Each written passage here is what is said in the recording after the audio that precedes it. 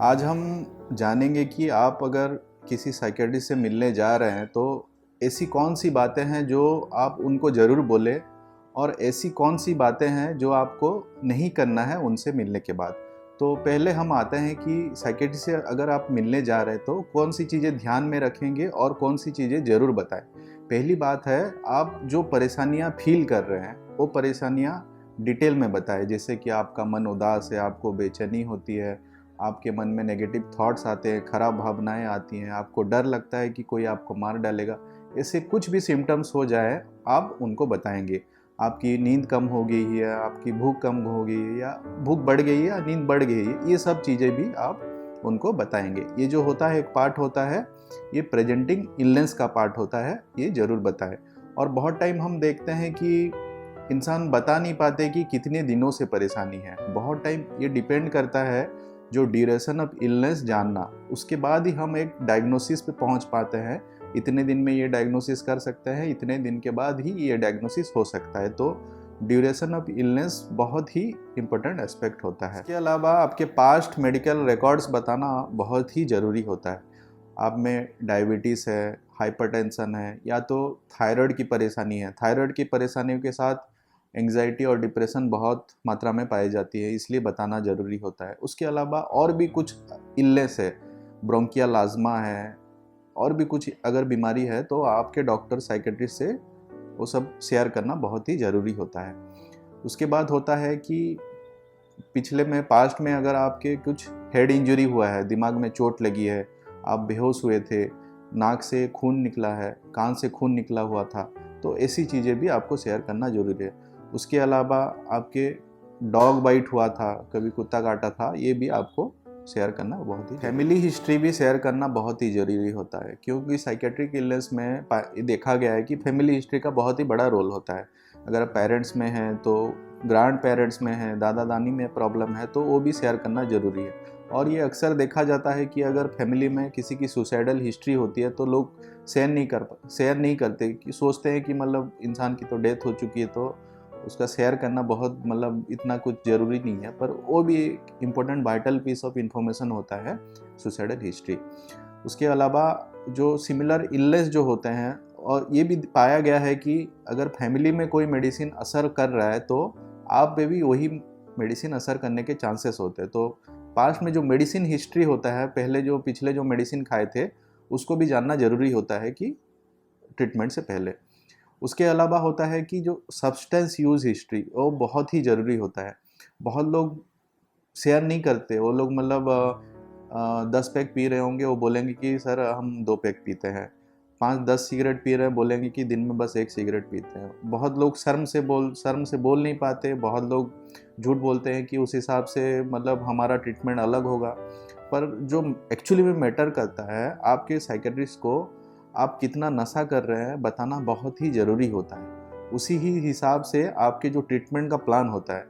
अगर आप 1 बोतल अल्कोहल ले रहे हैं तो उसका ट्रीटमेंट अलग होता है। अगर आप 3 बोतल अल्कोहल ले रहे हैं उसका ट्रीटमेंट अलग होता है।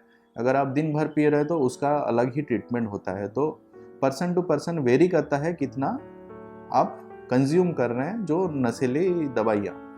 वो अल्कोहल हो सकता है, कैनबिस हो सकता है, निकोटीन हो सकता है जो कि मतलब तंबाकू हो सकता है जो खैनी खाते हैं लोग, सिगरेट हो सकता है। तो बहुत सारी नशा होती है। आप वो सब चीज़ें डॉक्टर को हम आते हैं कि साइकियाट्रिस्ट से मिलने के बाद ऐसी कौन कौन सी चीज़ें आप ना करें। पहली चीज़ है तो देखिए, मतलब सबका एक क्यूरियोसिटी रहता है, सबको जानने की इच्छा होती है कि हमारे जो प्रेस्क्रिप्शन में क्या लिखा है, डॉक्टर क्या प्रेस्क्राइब किए हैं, ये सब जानने की इच्छा होती है। बहुत ही कॉमन होता है, अच्छी बात है।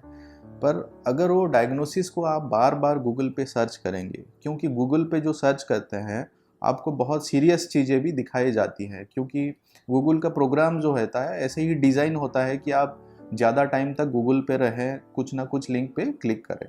तो ऐसी चीज़ें होती हैं। अगर आप कोई डायग्नोसिस देख रहे हैं तो अपने डॉक्टर से ही पूछे कि मतलब सर ये डायग्नोसिस क्या होता है, इसका प्रोग्नोसिस क्या होता है, कितने दिन तक दवाई खा सकते हैं, कितने दिन के बाद दवाई बंद करनी होती है, ये अपने डॉक्टर से ही पूछे।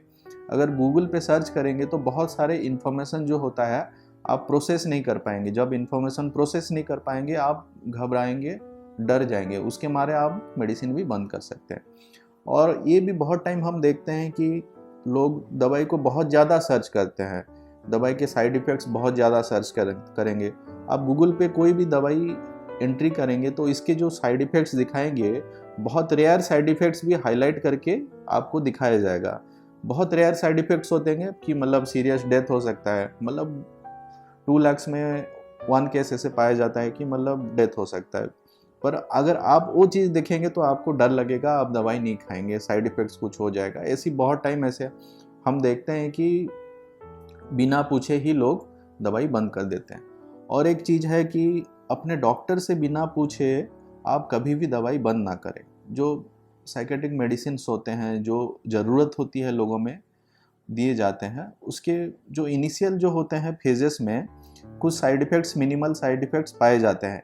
किसी को ज़्यादा नींद हो सकती है, किसी को कम नींद हो सकती है, किसी की भूख बढ़ सकती है, किसी की भूख कम हो सकती है, किसी के हाथ पैर थोड़े हिल सकते हैं। ऐसे मतलब माइनर साइड इफ़ेक्ट्स होते हैं, तो बहुत लोग डर के तुरंत दवाई बंद कर देते हैं। ये गलती आप कभी भी ना करें। आप अपने डॉक्टर से बात करें कि सर ऐसा-ऐसा प्रॉब्लम हो रहा है, हम क्या करें? उसी टाइम आपके डॉक्टर ही सबसे अच्छा सलाह देंगे आपको कि क्या करना है। हमारे देश में और एक प्रॉब्लम है कि हम जो मेडिकल प्रॉब्लम्स होते हैं अपने नेबर्स के साथ या रिलेटिव के साथ बहुत टाइम शेयर करते हैं, और मैक्सिमम केसेस में हम देखते हैं जो नेबर्स होते हैं या रिलेटिव्स होते हैं वो सही एडवाइस नहीं दे पाते, उनका नॉलेज नहीं होता साइकेट्रिक मेडिसिन के ऊपर। वो लोग सोचते हैं कि बहुत लोगों की मतलब मन में ये मिसकंसेप्शन है कि साइकेट्रिक जो मेडिसिन्स होते हैं वो स्लीपिंग पिल्स होते हैं, नींद कराने वाली दवाइयाँ होती हैं। पर फैक्ट में ऐसा कुछ नहीं होता। जो स्लीपिंग पिल्स दी भी जाती हैं तो बताया जाता है कि यही स्लीपिंग पिल्स है, आपको इसको ग्रेजुअली बंद कर सकते हैं। पर जो ब्रेन में जो केमिकल चेंजेस के लिए दवाई दी जाती है, जैसे कि आप डिप्रेस हैं तो आपको कोई एसएसआरआई ग्रुप की मेडिसिन जैसे कि एसिटालोप्राम हो गया, सर्टालिन हो गया, वो दिया जाता है।